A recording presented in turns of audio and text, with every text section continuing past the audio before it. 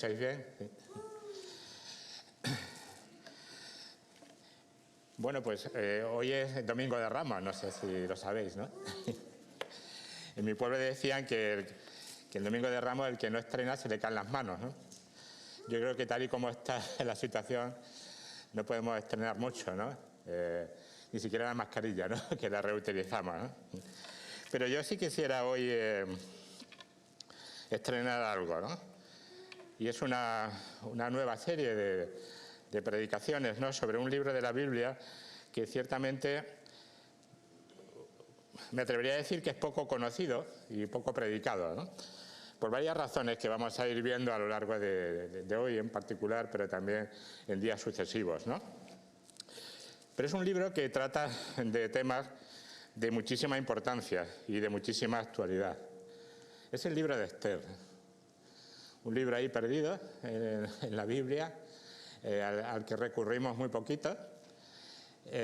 Recordamos vagamente su contenido y como mucho a lo mejor recordamos esto del cetro de oro, ¿no? Y este momento crítico en que Esther se presenta ante el rey Asuero, ¿no? Pero tiene temas de muchísima actualidad. Ciertamente es un libro que nos narra hechos que sucedieron hace 2500 años, ¿no?, en una cultura, en un tiempo, en un lugar muy alejado de nosotros. Sin embargo, los temas que trata son de tremenda actualidad. Habla, por ejemplo, ¿no?, de las relaciones de hombre-mujer en el contexto del matrimonio. Qué importante es esto en nuestro contexto actual, ¿no? Habla también de la educación de los hijos, claro que sí. Habla también de los reinos de este mundo en medio del discurrir de la historia. Habla también de la lucha por el poder entre facciones distintas en estos reyes, en estos reinos, ¿no? Habla también de la aparente ausencia de Dios en una sociedad secular, como es la que nos toca vivir a nosotros, ¿no? Habla también de los desarrollos, de los propósitos eternos de Dios para el hombre y para su pueblo aquí en la tierra. Y habla también de la responsabilidad individual que cada uno de nosotros tenemos en estos asuntos.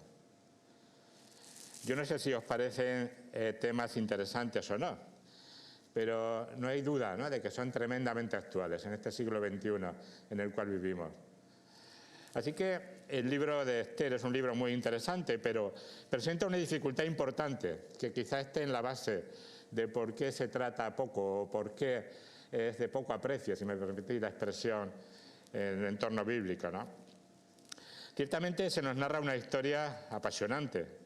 Una historia además bellamente narrada, como veremos algunos detalles, ¿no? Y como relato dramático es sin duda alguna inmejorable.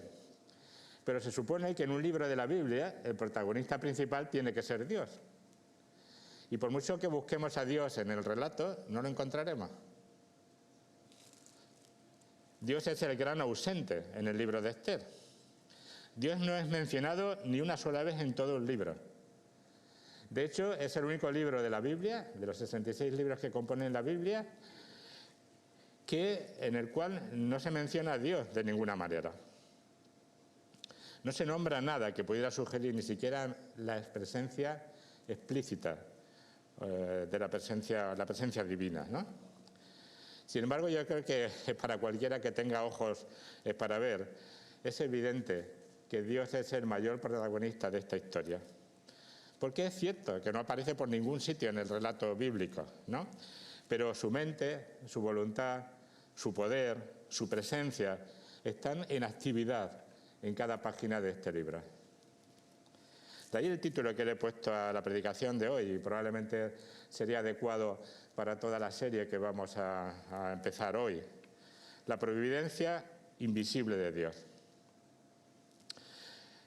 Este podría ser, como decía, el título de toda la serie, porque por encima de todo, en el libro de Esther vemos que las cosas no ocurren por casualidad. Que las cosas no suceden solamente por la iniciativa humana o en función de factores sociopolíticos. Las cosas ocurren porque detrás de la historia, detrás, si me permitís, del escenario, hay un Dios que maneja los hilos de la historia. Quizás el principal mensaje de Esther sea ese, ¿no? La certeza de la providencia divina, la capacidad del Dios no mencionado para cuidar de su pueblo afligido. Y sin duda alguna, por esta razón, a lo largo de los siglos, generaciones de creyentes han encontrado o hemos encontrado, ¿no?, en estas páginas determinados principios, determinados patrones que nos ayudaron a fortalecer nuestra fe. Todo el texto rebosa de la confianza en Dios, aunque no se hable de Dios de ninguna manera. Es contraproducente. Luego veremos la razón de esto, ¿no? Creo que la situación tan compleja en que nos toca vivir, ¿no?, o que nos ha tocado, o que nos está tocando vivir, ¿no?, necesitamos descansar en el poder protector de Dios. No es casual lo que ha comentado Gabriel, ¿no? Sin duda alguna, lo de la residencia de ancianos de Linares es algo que lo teníamos que tener presente. Por supuesto que han trabajado muy duramente, por supuesto que han tomado todas las medidas de precaución posibles y las imposibles si cabe, ¿no? Pero ¿quién no ve la mano protectora de Dios detrás de eso? Del hecho de que sea la única residencia que no tenga ningún fallecimiento. Luego lo veremos, ¿no? Pero sin duda alguna Dios protege muy especialmente a su pueblo. Así que en el libro de Esther, ¿no?, encontramos patrones, encontramos principios, ¿no?, que van a fortalecer nuestra fe. Y los necesitamos especialmente en este tiempo que nos toca vivir. Como decía el gran teólogo Francis Schaeffer, ¿no?, Él está aquí y no está inactivo. Por tanto, nunca dudemos de la presencia de Dios en nuestras vidas. Él está con vosotros y está conmigo, ¿no?, y nos acompaña en nuestro peregrinaje, ¿no?, terrenal, hasta que lleguemos a la presencia de Dios allí, o a su presencia allí en la ciudad celestial. Bien, esta mañana va a ser un poco de introducción y vamos a ver dos puntos principales, ¿no? El primero, la providencia divina. Y en segundo lugar, la actividad invisible de Dios.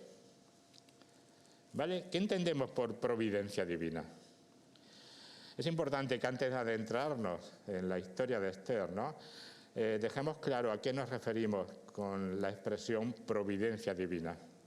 Porque así tendremos una mejor valoración del contenido del libro, puesto que no menciona a Dios por ningún sitio. Voy a insistir varias veces en esta cuestión, ¿no? ¿Cómo define el diccionario de la lengua providencia? Pues lo define de esta manera: el cuidado que Dios tiene de la creación y de sus criaturas. Sin duda estaréis pensando que es una definición deficiente. Claro que sí. No, yo le he puesto aquí que es una definición ecuménica, ¿no?, en el sentido de que trata de no ofender a nadie, ¿no? Pero aquí no habla de que sea creación de Dios, de que sea del único Dios posible, ¿no? Y por supuesto olvida un detalle importante que ahora vamos a considerar, ¿no?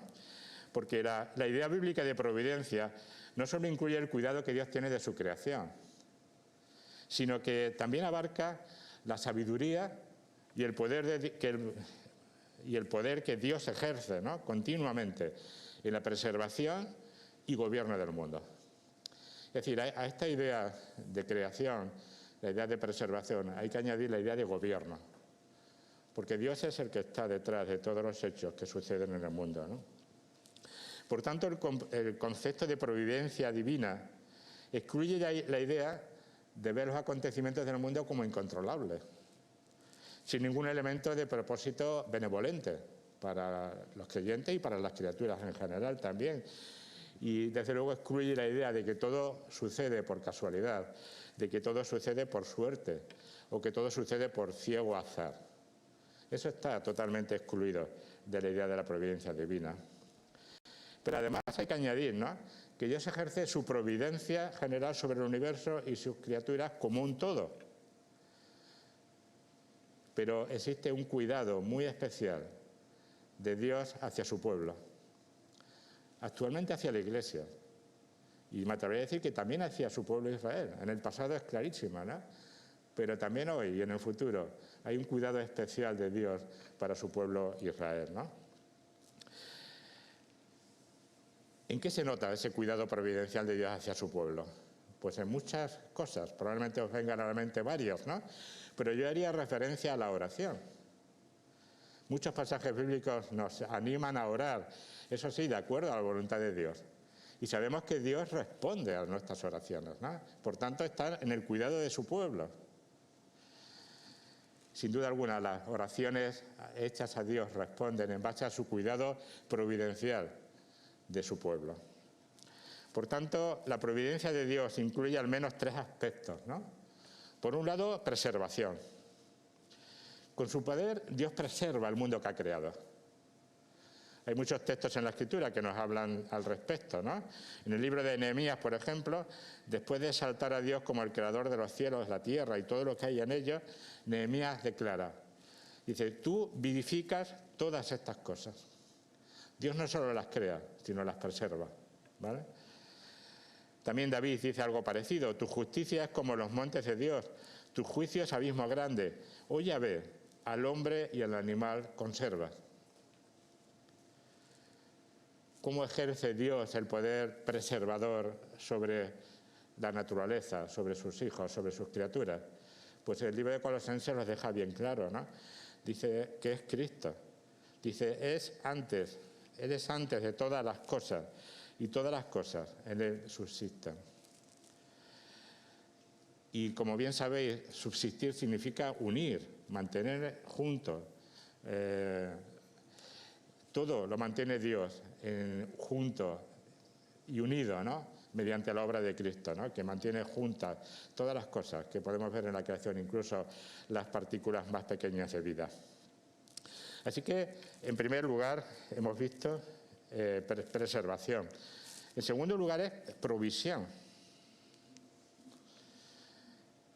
Dios no solo preserva al mundo que ha creado, sino que también suple para las necesidades de sus criaturas. Cuando Dios creó el mundo, creó las estaciones del año, nos dice Génesis 1:14, ¿no? Dio alimentos para los seres humanos y para los animales, también Génesis 1, 19, 29, 30. Después del diluvio, el Señor renovó la promesa de provisión con estas palabras. Mientras la tierra permanezca, no cesarán la sementera y la siega, el frío y el calor, el verano y el invierno, y el día y la noche. Y fijaros que aquí no hace distinción de si es su pueblo o no es su pueblo. Esa provisión de Dios es general para toda la humanidad, aunque muy pocas personas lo reconocemos, ¿no? Varios salmos también dan testimonio de la bondad de Dios para suplir las necesidades de todas sus criaturas. Y el mismo Señor Jesucristo afirmó, ¿no?, sin lugar a dudas, que Dios provee para las aves del cielo y para los lirios del campo. Así que la Biblia revela esa provisión general de Dios para todas sus criaturas, pero muy especialmente también para su pueblo, ¿no? Dice, mi Dios pues, dice Filipenses 4:19, mi Dios pues suplirá todo lo que os falte conforme a sus riquezas en gloria en Cristo Jesús, ¿no? Y en esta confianza, ¿no?, tenemos que vivir, tenemos que discurrir por este camino de nuestra vida, ¿no? El tercer aspecto es gobierno. Este es el elemento fundamental que falta en la definición, ¿no?, de la Real Academia de la Lengua Española, ¿no? Porque además de la preservación de Dios de su creación, de la provisión para ella, Él también gobierna el mundo. Como Dios es soberano, los acontecimientos históricos suceden bajo su vigilancia y bajo su voluntad permisiva. Ciertamente hay muchísimas cosas, ¿no?, que no solo escapan a nuestra comprensión, ¿no?, sino que nos da que pensar, oye, ¿realmente Dios tolera esto? ¿Por qué lo tolera? Bueno, en su soberanía y su voluntad permisiva, Dios lo permite, y en eso tenemos que descansar, ¿no? Pero a veces Dios interviene directamente en la historia para el cumplimiento de sus propósitos. Es lo que nos dice, por ejemplo, el libro de Daniel. Él muda los tiempos y las edades, quita reyes y pone reyes, da sabiduría a los sabios y la ciencia a los entendidos. Así que Dios gobierna todas las cosas, ¿no?, todos los acontecimientos históricos que suceden aquí. Pero Dios actúa de forma muy especial, insisto, con los creyentes, ¿no? ¿Qué texto nos dice esto? Pues conocido por todos, ¿no?, como Romanos 8:28, que dice, y sabemos que a los que aman a Dios, todas las cosas les ayudan a bien. Esto es, a los que conforme a su propósito son llamados. Sin duda alguna, el discurrir de los acontecimientos históricos acabará en la glorificación de Dios final, ¿no? Y esto lo vemos claramente, por ejemplo, también en el libro de Esther, ¿no? Todo redunda para el bien, pero para el cumplimiento de los propósitos de Dios, ¿no? Pero es que incluso el mal que nos rodea, aunque nos haga sufrir mucho, ¿no?, puede ser fuente de bien para nosotros. Eso también es otra enseñanza del libro de Esther, ¿no?, donde vemos que las maquinaciones, el mal de la gente que rodeaba a Mardoqueo y que rodeaba a Esther, al final Dios lo transforma en bien. Es otra de las enseñanzas importantes que vamos a encontrar en este libro, ¿no? Por tanto, el reconocer en nuestra vida la providencia de Dios, ¿no?, nos tiene que llevar primero a una gratitud, a ser agradecidos a Dios, ¿no?, porque aún las cosas malas que nos puedan suceder, Dios las transforma en bien para nosotros. Pero también eso, por supuesto, nos tiene que llevar a desarrollar paciencia ante la adversidad. Es necesario, y en la serie anterior hacíamos referencia a eso, es necesario que desarrollemos paciencia, puesto que la adversidad nos va a tocar en nuestra vida, ¿no? Y por supuesto también, ¿no?, nos tiene todo esto que llevar, ¿no?, a no sentir preocupación por el futuro. Puede haber inquietud, claro que sí, ante lo desconocido, pero el saber que todo está bajo el control de Dios nos tiene que quitar el miedo al futuro, pues todo lo que sucede en nuestra vida, ¿no?, y en este mundo, ¿no?, está bajo el control soberano y permisivo de nuestro Dios. Así que esta es la providencia de Dios que se va a manifestar en el libro de Esther. Pero ¿cómo se manifiesta en el libro de Esther si es un libro que no habla de Dios? Yo lo he llamado la actividad invisible de Dios. Hemos dicho que Dios no se menciona de ninguna manera en este libro de Esther. Nadie invoca su nombre. Nadie eleva una oración a Dios aún en contexto de extrema necesidad. No hay ningún personaje que hable ni siquiera de Dios. Dios es absolutamente invisible en este libro. Pero eso no significa que Dios esté pasivo. Dios está ahí, claro, gobernando todo. Pero ¿cómo lo podemos ver en el libro? Me temo que demos esto por sentado y realmente no sea así. Tenemos que justificarlo. ¿Por qué es así? ¿Por qué se introdujo en primer lugar este libro en el canon bíblico si no hablaba de Dios, ¿no? Yo creo que la respuesta es clara, ¿no? En su momento, ¿no?, los líderes de Israel, los líderes espirituales de Israel, al tomar la decisión de incluirlo en el canon, tuvieron que sopesar si realmente este libro, en primer lugar, era coherente con el resto de libros de la Biblia, ¿no?, pero también si este libro ayudaba a los creyentes en los momentos de persecución y aflicción. Y eso es totalmente indudable, ¿no? Así que supongo que ese fue el primer argumento de peso que animó a los que compusieron el canon bíblico a incluirlo en ese canon, ¿no? Sin duda alguna, la providencia de Dios es una realidad que se percibe claramente en el resto de libros de la Biblia, porque los autores mismos lo expresan claramente. Entonces, ¿por qué en el libro de Esther no sucede así? Algunos comentaristas esgrimen el argumento, ¿no?, de que el objetivo del autor del libro de Esther, del escritor, ¿no?, el escritor humano, ¿no?, inspirado por el Espíritu Santo cuando se puso a escribir, el objetivo que tenía es que fuéramos nosotros, sus lectores, quienes interpretáramos el texto para descubrir el objetivo, descubrir la presencia de Dios en este libro. Cuando leemos un libro, cualquier libro de la Biblia, tenemos primero, por supuesto, observarlo, ¿no? Tenemos que interpretar lo que dice y luego aplicarlo. Normalmente, pues si me permitís, los libros son casi autoexplicativos. Hay muchos detalles que los podemos captar simplemente observando el texto, ¿no? Pero particularmente el libro de Esther no es así. Quizá penséis que es una jugarreta del autor del libro de Esther, ¿no? Pero yo estoy de acuerdo, ¿no?, con esa interpretación, ¿no?, de que el objetivo que perseguía el autor del libro de Esther es que fuésemos nosotros, durante la lectura de este libro, que descubriésemos la providencia de Dios, la acción invisible de Dios. Pero entonces, si esto es así, ¿cómo podemos descubrir la acción invisible de Dios en el libro de Esther? Pues básicamente por dos medios, ¿no? La primera manera sería que encontrar en este libro de Esther los principios y patrones que nos ayuden a fortalecer nuestra fe. Si esos patrones existen, si esos principios existen, el objetivo del libro está cumplido.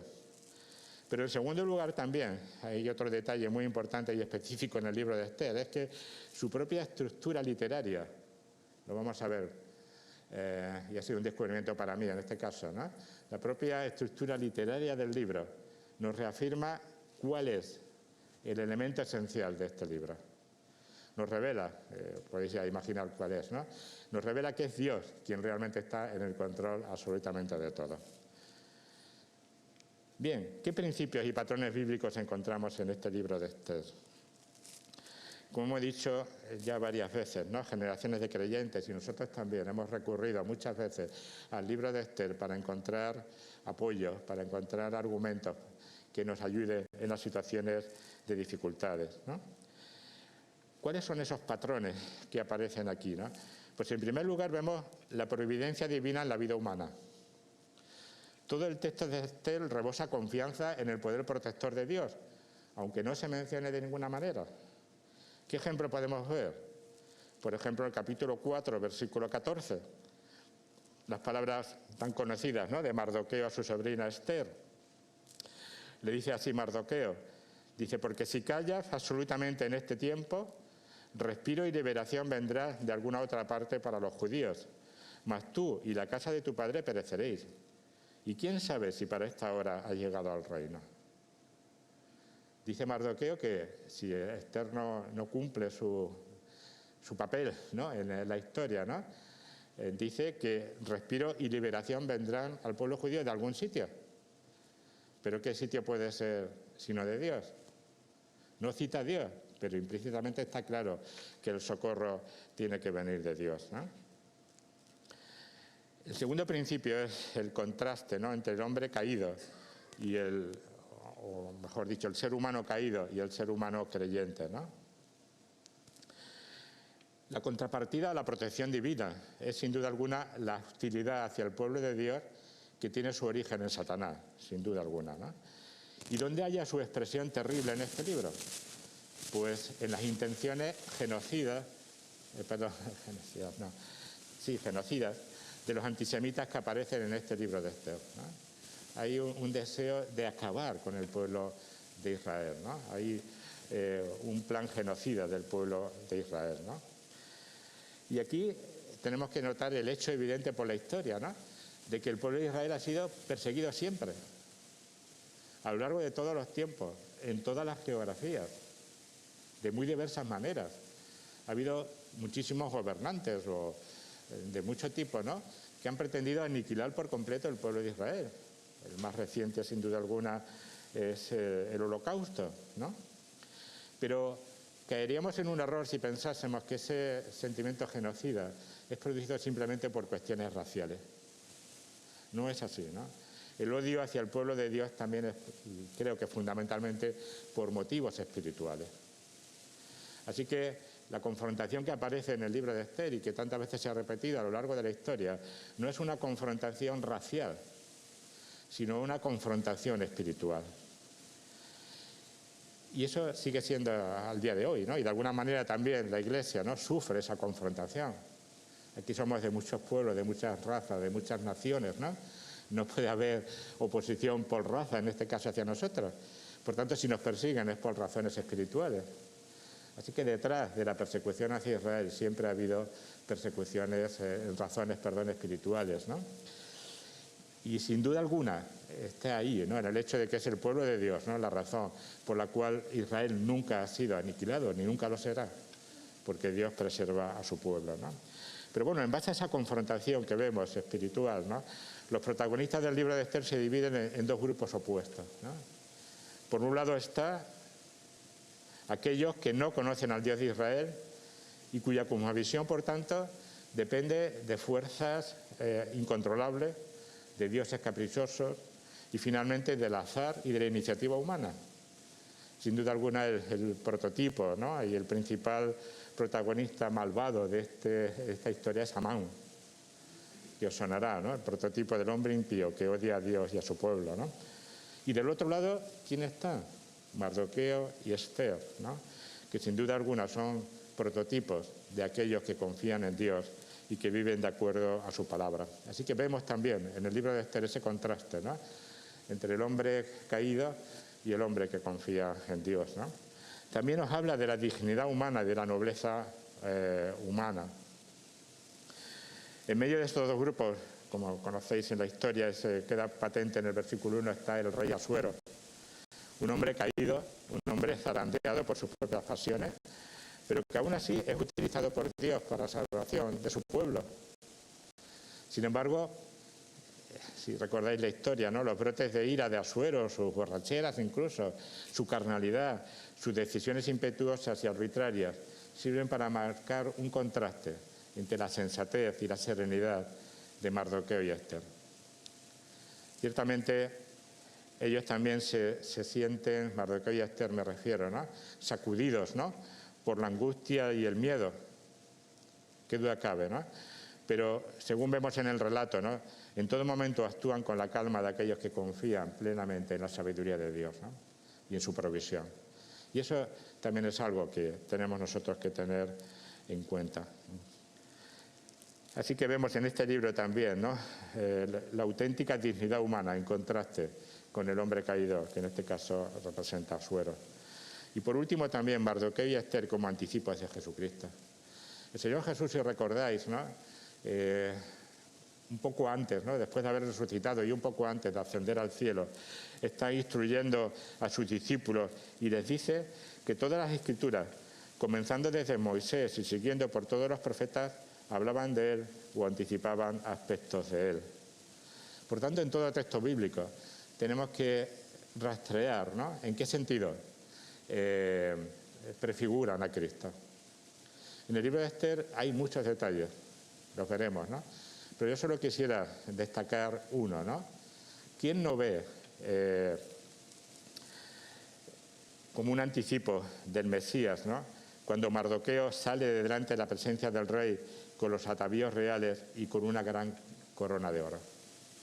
Es difícil no tener en mente, ¿no?, ese momento futuro, ¿no?, cuando el Señor saldrá como rey de la presencia del Padre, ¿no?, instaurará su reino aquí en la tierra, ¿no? Incluso la matanza de los enemigos del pueblo de Dios que encontramos al final del libro de Esther nos trae recuerdos de esa última batalla, ¿no?, cuando el Mesías haga la guerra, como dice Apocalipsis 19, contra la bestia, los reyes de la tierra y sus ejércitos, ¿no? Así que también en el libro de Esther, ¿no?, podemos encontrar rastros, podemos encontrar indicios, aspectos precursores de nuestro Señor Jesucristo.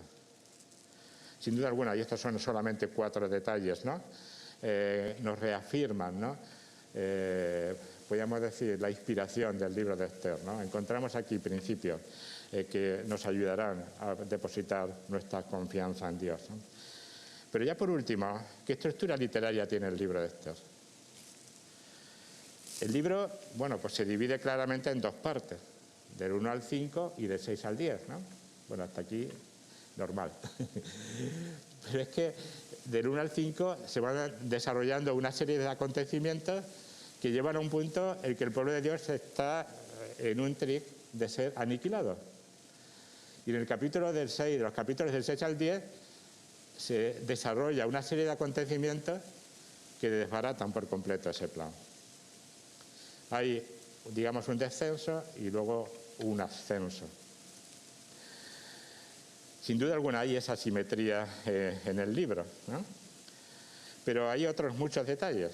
No nos vamos a entretener, ya os presentaré el cuadro después, ¿no? Pero todos ellos nos confirman una sensación de simetría, que sugiere que los acontecimientos que se nos relatan en ese libro no son casuales, sino que tienen un orden dispuesto por la providencia divina. Algunos autores han propuesto que la simetría del libro va mucho más allá de esa simetría básica de 5 capítulos y 5 capítulos, ¿no? Y piensan, creo que llevan razón, que todo el libro es un quiasma. Vaya palabreja, ¿no? Un quiasma. Bueno, quizás a algunos de los aquí presentes sí que se acuerden de ello, ¿no? Porque lo vimos cuando hablábamos de la epístola de Judas, ¿no? Bueno, ¿qué es un quiasma? ¿Vale? Bueno, la literatura hebrea, ¿no? Tanto la prosa como la poesía, ¿no?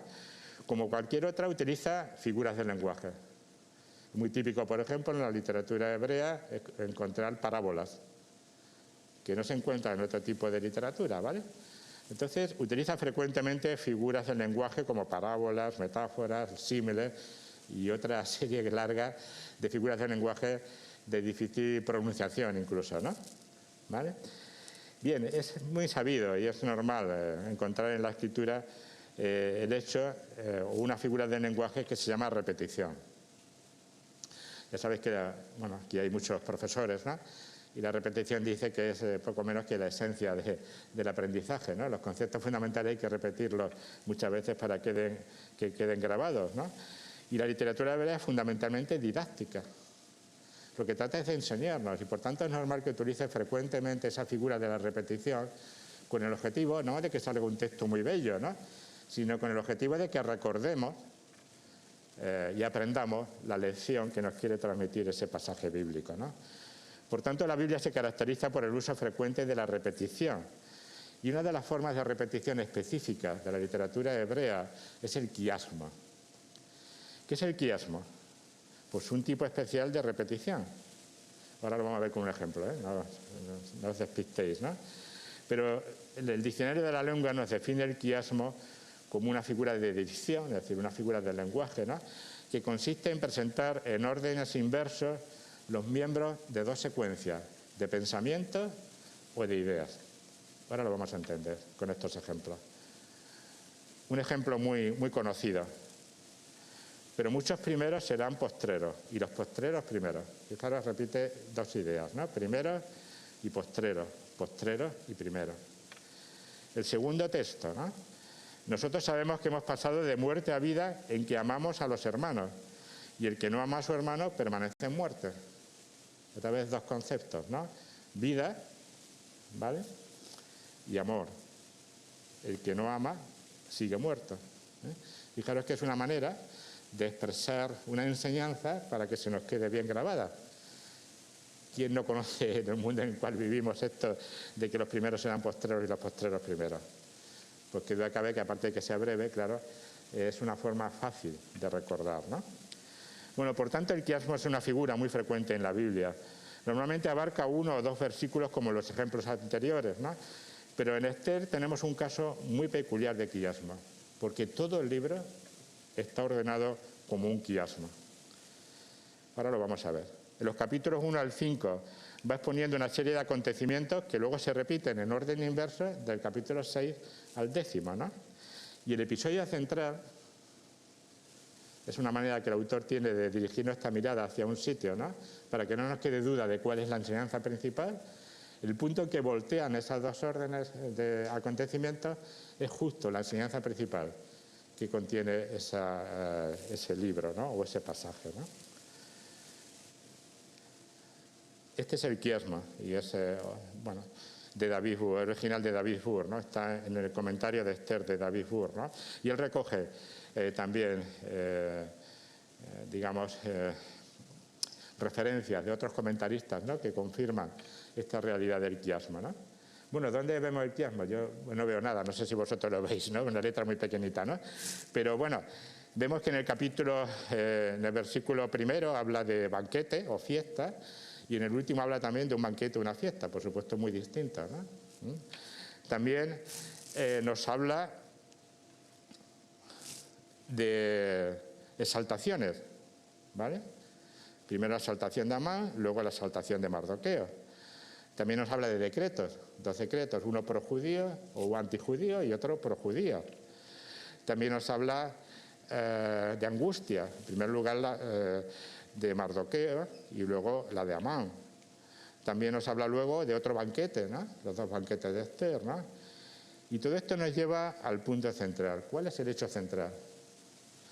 El hecho central nos dice, bueno, es el punto de inflexión, ¿no? De las 2 partes, ¿no? Y resulta ese episodio en el cual vemos con mayor claridad la intervención de la providencia divina. Nos dice el versículo 1 del capítulo 6 que aquella misma noche se le fue el sueño al rey. ¿Qué noche era aquella, si recordáis, ¿no? Bueno, Amán, el enemigo acérrimo de Mardoqueo y del todo el pueblo judío, se había ido a la cama habiendo dejada preparada una horca en la cual a la mañana siguiente iba a ahorcar a Mardoqueo. Y justo esa noche se le va el sueño al rey. Por casualidad, se le va el sueño al rey y no puede dormir. Pero es que aquí no acaban las casualidades. Por casualidad, él pide que se le lea el libro de las Crónicas. Y por casualidad, el pasaje que leen es precisamente aquel que habla de Mardoqueo. Como consecuencia, el rey determina exaltar a Mardoqueo y al final se desarrolla una serie de acontecimientos y el que acaba en la horca es Amán en vez de Mardoqueo. ¿Qué pensáis? ¿Casualidad? ¿Coincidencia? ¿El ciego azar? No, es la sabia mano de Dios obrando. Así que la destreza literaria del autor de Esther nos deja bien claro, ¿no?, que por encima de esos acontecimientos está la soberanía de Dios dirigiendo absolutamente todas las cosas. Porque las cosas no ocurren por casualidad, o solamente por la iniciativa humana, o solamente por factores sociopolíticos. Las cosas suceden también porque hay un Dios obrando para el cumplimiento de sus propósitos para el mundo y para su pueblo. Hablamos de la providencia invisible de Dios. Quizá el mensaje principal de Esther sea esto, ¿no?, la certeza de la provisión divina, la capacidad del Dios no mencionado en el libro para cuidar de su pueblo afligido. El comentarista Matthew Henry dice, ¿no?, que, sin embargo, aunque el nombre de Dios no aparece en él, en el libro de Esther, ¿no?, el dedo de Dios está allí dirigiendo muchos incidentes muy pequeños para traer salvación a su pueblo. En una situación tan compleja y difícil como la que nos está tocando vivir a nosotros, ¿no?, necesitamos descansar en el poder protector de Dios hacia su pueblo. Y por eso la consideración de los principios que encontramos en este libro de la Escritura puede fortalecer grandemente nuestra fe. Porque nuestro Dios realmente está en el control de todo, aunque a veces lo haga de una forma invisible. Pero podemos concluir con esa expresión de confianza de Francis Schaeffer. Él está aquí y no está inactivo. Él está aquí acompañando vuestra vida y la mía. Nos está acompañando permanentemente hasta el día que estemos delante de su presencia.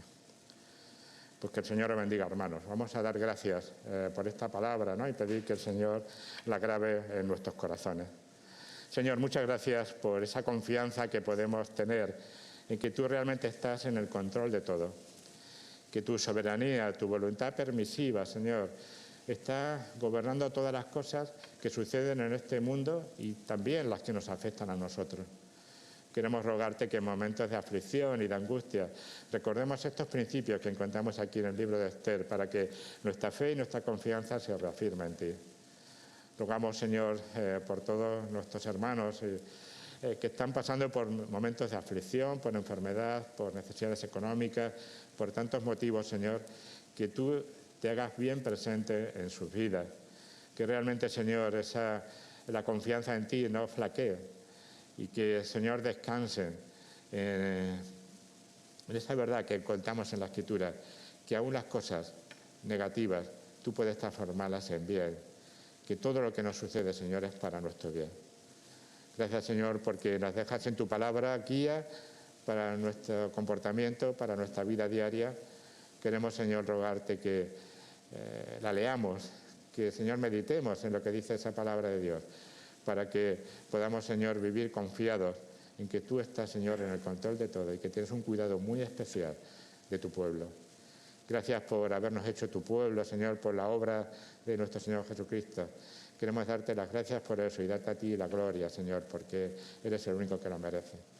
Pues graba, Señor, estas cosas en nuestra mente y que actuemos, Señor, en esa confianza para que todo redunde, Señor, para nuestro bien en primer lugar también, pero sobre todo para tu mayor gloria y honra. Pues te lo pedimos todo en el nombre de nuestro Señor Jesucristo. Amén.